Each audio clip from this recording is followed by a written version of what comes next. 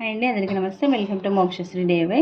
ఈరోజు వచ్చేసి మనము హ్యాండ్స్ స్లీవ్స్కి ఇలాగా బెల్ట్ పట్టి పెడతాం కదా, సో అది చూపిస్తున్నాను. ఇక్కడ మనము బార్డర్ వచ్చేసి ఒక 3 ఇంచెస్ కానీ 4 ఇంచెస్ కానీ మీకు ఎంత వెడల్పు కావాలో అది తీసుకొని, నేను వచ్చేసి 3 ఇంచెస్ తీసుకున్నాను. ఓకేనా, ఇలాగా ఎక్స్ట్రా క్లాత్ కట్ చేసుకోవాలి. స్లీవ్ విడ్త్ తీసుకోవాలన్నమాట ఈ క్లాత్ పట్టి పెట్టడం కోసము. సో ఇది ఎంత ఉందో దానికన్నా 1 ఇంచ్ ఎక్స్ట్రా చూడండి, 1 ఇంచ్ ఎక్స్ట్రా 1/2 ఇంచ్ ఎక్స్ట్రా తీసుకోండి. నేను వచ్చేసి 1/2 ఇంచ్ తీసుకుంటున్నాను. ఇప్పుడు మనకి స్లీవ్ వచ్చేసి 3 ఇంచెస్ కదా, ఒక 1/2 ఇంచ్ ఎక్స్ట్రా 3.5. ఓకేనా, ఆ 3.5 ఇలాగ టేప్ అంతా విడ్త్తో ఇలాగ పట్టి తీసుకోండి. ఓకేనా, 2 తీసుకోవాలి. నేను డబల్ మీద తీసుకున్నాను.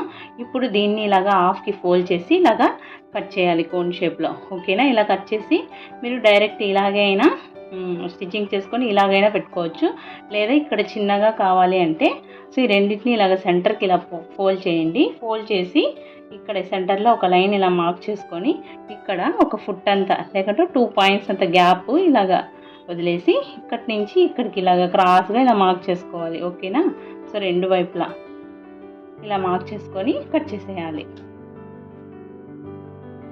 ఓకేనా, మీకు కావాలంటే అలా తీసుకోండి, లేదన్నా పర్లేదు, మనకి ఇలా అయినా పెట్టేసుకోవచ్చు. ఇప్పుడు ఇది లెంత్ ఇంకా అయినా పెంచుకోవచ్చు. ఓకేనా, స్కూల్ యూనిఫామ్స్కి అయితే మనకి ఇక్కడ చిన్నగా ఉంటే లుక్ అనేది ఇంకా నీట్గా బాగుంటుంది అనమాట. మీరు ఇంకా పెడితే ఒక 1/2 ఇంచ్ నేను టేప్ అంతా తీసుకున్నా ఇంకా అయినా తగ్గించుకోవచ్చు, సరిపోతుంది. ఇప్పుడు దీనికి క్లాత్ తీసుకోవాలి.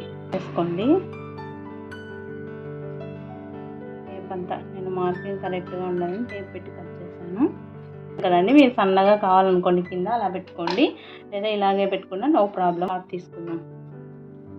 ఇలా క్లాత్ తీసుకోవాలి. ఇది వచ్చేసి ఇలా 2 పీసెస్ తీసుకోండి. ఇది ఇలా తీసుకునేటప్పుడు ఇక్కడ మీకు ఇంకొకటి సజెషన్ ఏంటంటే ఇలా ఫోల్డింగ్ వచ్చేటట్టు తీసుకోండి. 2 వైపులా స్టిచ్చింగ్ కాకుండా ఫోల్డింగ్ అయితే మనకి స్టిచ్చింగ్ చేసిన తర్వాత మందం అనేది ఉండదన్నమాట, ప్రొఫెషనల్గా నీట్గా ఉంటుంది. ఓకేనా, ఇలాగా ఫోల్డింగ్ మీద ఇటు సైడ్ ఏం రాదు మనకు, ఓన్లీ ఇటు సైడ్ స్టిచ్ వస్తుంది, ఈ కార్నర్లో వస్తుంది. ఓకేనా, ఇప్పుడు ఇలాగా స్టిచ్ చేసుకోవాలి. ఫస్ట్ ఐరన్ చేసుకోండి, లేదా కదలకుండా ఒక స్టిచ్ అయినా వేసుకోండి. చూడండి, ఇలాగా ఐరన్ చేశానన్నమాట, మనకు కదలకుండా ఉంటుంది. చూడండి డబల్ మీద. ఇప్పుడు ఇక్కడ ఇలాగ స్టిచ్ చేసుకోవాలి ఈ కార్నర్స్కి. స్టిచ్ దగ్గర మళ్ళీ ఆ కార్నర్కి కట్ చేయొద్దండి. ఇప్పుడు దీన్ని మనం ఒక నీడిల్తో కానీ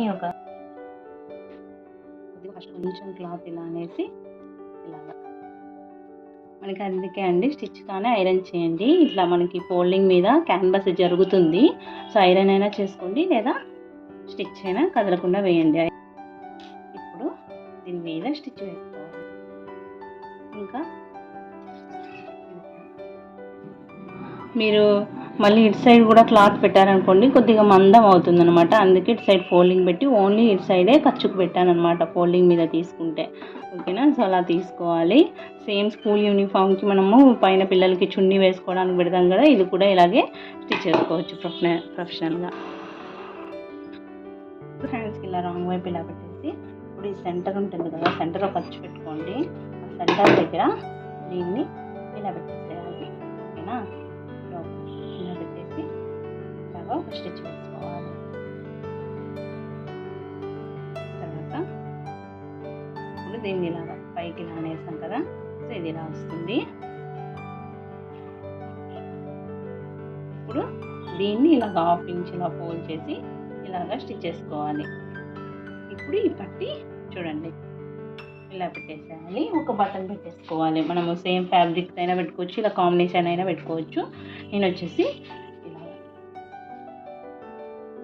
ఇంకొకటి అండి, మనం ఇక్కడ ఇలా స్టిచ్ చేసేటప్పుడు దీనికి ఇలాగా సాఫీగా పెట్టద్దండి, కొద్దిగా లైట్గా కొంచెం లైట్గా ఇలాగా ఉండనట్లు కొద్దిగా లేచినట్లు ఇలా పెట్టేసి ఇలాగ రఫ్ చేయండి ఒక స్టిచ్.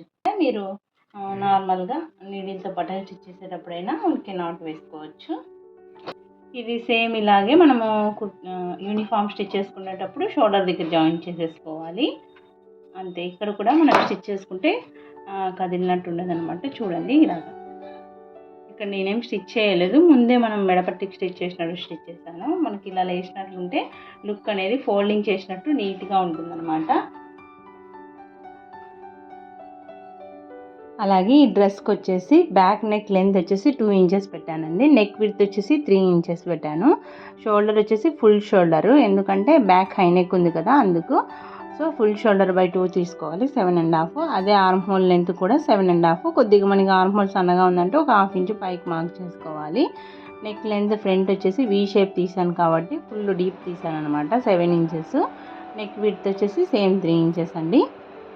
ఇలాగా ఐ హోప్ ఈ వీడియో మీ అందరికీ నచ్చిందని అనుకుంటున్నాను. నచ్చితే తప్పకుండా లైక్ చేయండి, షేర్ చేయండి, సబ్స్క్రైబ్ చేయండి. Thank you so much for watching.